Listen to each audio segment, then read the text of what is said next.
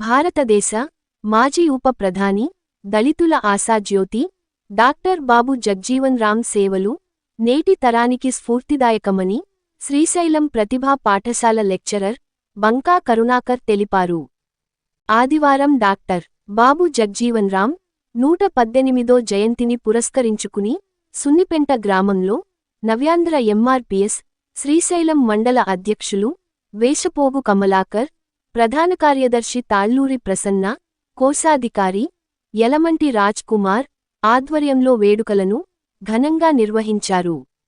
ముందుగా పాత మార్కెట్ నుంచి డాక్టర్ బాబు జగ్జీవన్ రామ్ చిత్రపటానికి పూలమాలలు వేసి గ్రామ పురవీధుల్లో బైక్ ర్యాలీ నిర్వహించారు. పాత మార్కెట్ నుంచి పూర్ణానంద ఆశ్రమం, Akkamma centre, bus stand, Ambedkar centre చేరుకున్నారు. అంబేడ్కర్ విగ్రహానికి పూలమాలలు వేసి నివాళులు అర్పించారు.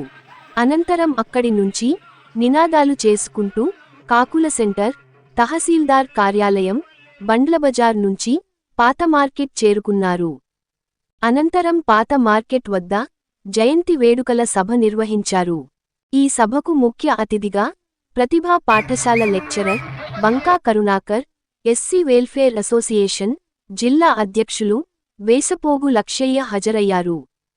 ఈ సందర్భంగా విశిష్ట అతిథి వేషపోగు లక్ష్మయ్య మాట్లాడుతూ డాక్టర్ బాబు జగ్జీవన్ రామ్ కేంద్ర ప్రభుత్వంలో రక్షణ, కార్మిక, న్యాయ ఇంకా మరెన్నో మంత్రి పదవుల్లో పనిచేయడంతో పాటు భారతదేశ ఉప ప్రధానిగా పనిచేసి అనేక సేవలందించారని అన్నారు.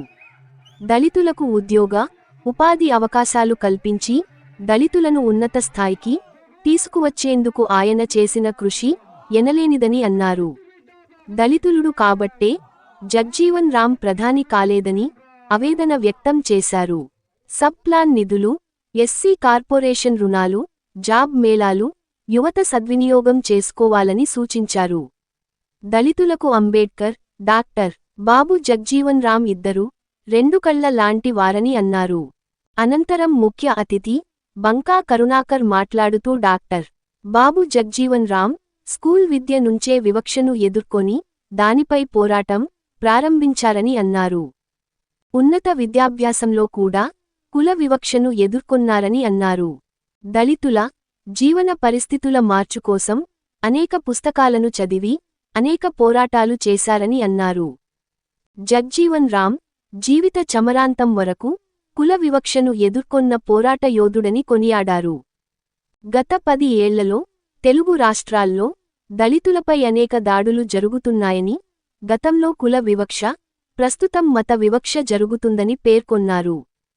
సమాజాన్ని, ప్రభుత్వాలను ప్రశ్నించాల్సిన సమయం ఆసన్నమైందని సూచించారు. జగ్జీవన్ రామ్ స్ఫూర్తితో దళిత హక్కుల కోసం పోరాడాలని పిలుపునిచ్చారు.